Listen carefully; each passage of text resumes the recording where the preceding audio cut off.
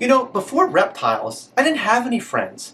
I was like the Carpondro breeder of the reptile world.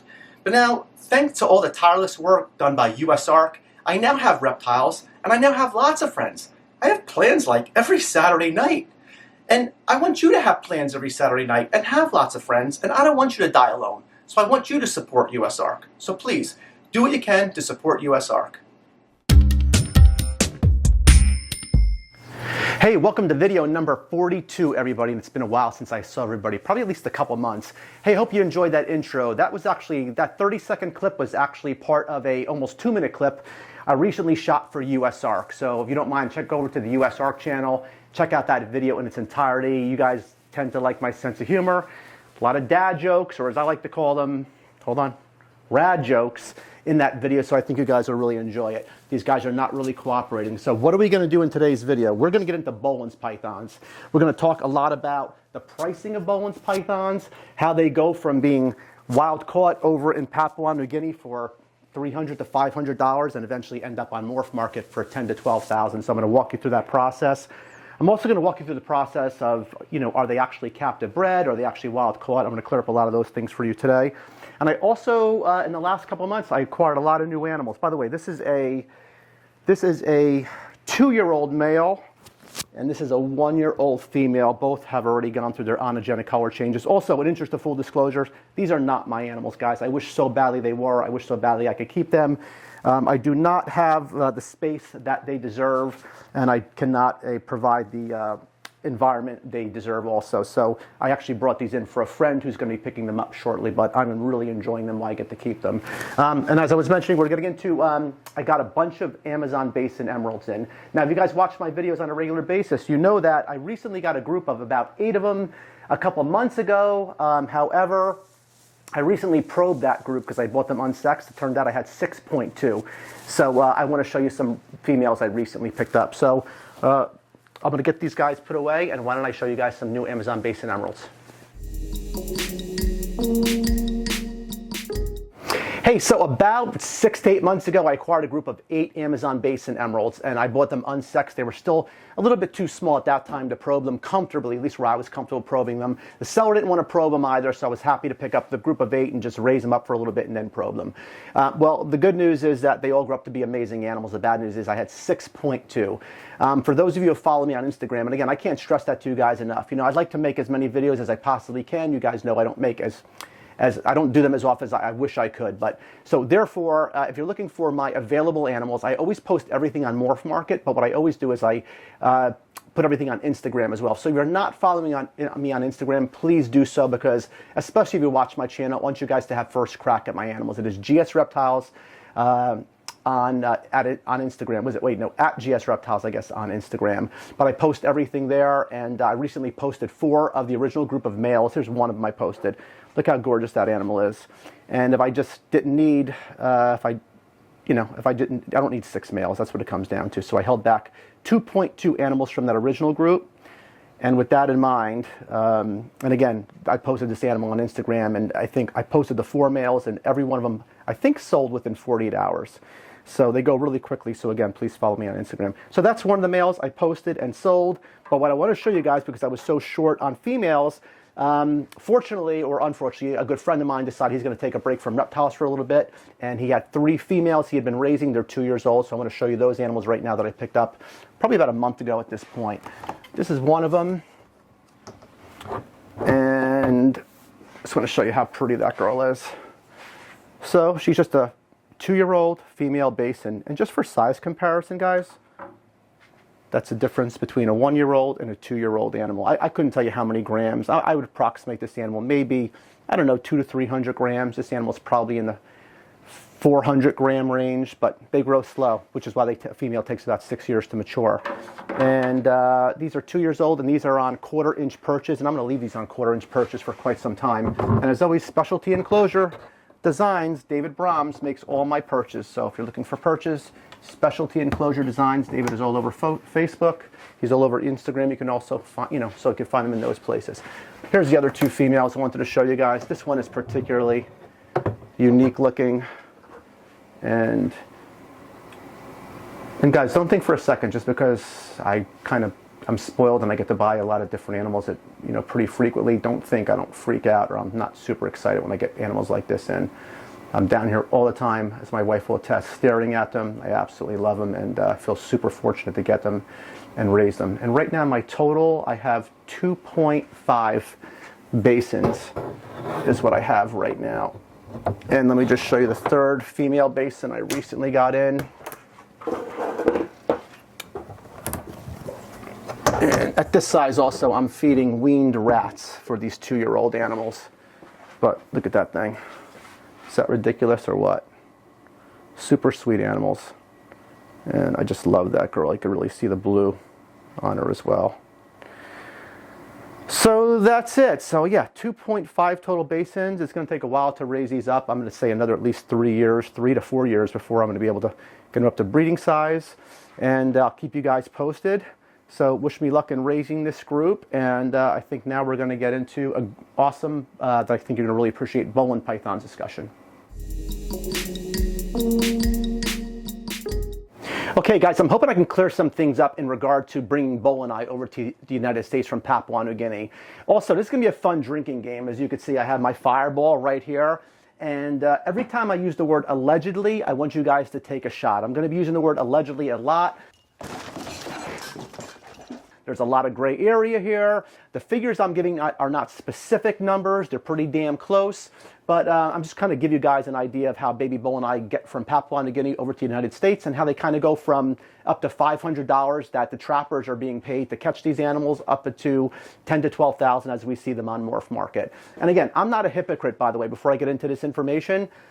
These animals are basically, they're wild populations just because of deforestation. They're going to eventually be wiped out in the wild, at least where they're from, in the next, I'd say, couple decades. So, you know, I'm of the thought process that we got to get as many of these animals out of Papua New Guinea by any means as possible, as quickly as we can, and get them into at least the hobby, and so we can get guys who, you know, to breed them so they ensure they stay in the hobby. Anyway, so let's just jump around a little bit. This is Papua New Guinea over here. This is Indonesia over here.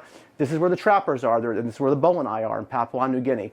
So how far is Papua New Guinea from Indonesia? Roughly 2,000 miles or a 4-hour flight. So what happens is you got the trappers over here, and these are wild-caught animals, guys. These are not, they don't take gravid females, and they don't bring them in captivity and wait for them to lay their eggs. Nor do they take clutches of eggs and put them in incubators and wait for the babies to hatch. No, these trappers are over there. They know the right time of the year to go over there. They wait for the babies to crawl out of their nest, and as they crawl out of their nest, they're taking them from the nest. And then the trappers are taking them, and then they're selling them for $325, let's say up to $500. And so that's the first part of their journey. Now you got to get them from Papua New Guinea, and you got to get them over to Indonesia. Okay, I just screwed up 2 takes, guys, and I did 2 shots, so I think I'm done doing shots because I will be sleeping before the end of this video. So as I mentioned, they got to get from Papua New Guinea over to Indonesia. So how does that happen? Well, allegedly, there are several ways the animals get from here to there. Sometimes the farms, which are located in Jakarta, Indonesia, and Java, Indonesia, that's the 2 main points of export too out of Indonesia over to U.S. and to other various countries with the baby Boelens. So sometimes farms will send employees over to Papua New Guinea to pick up the animals.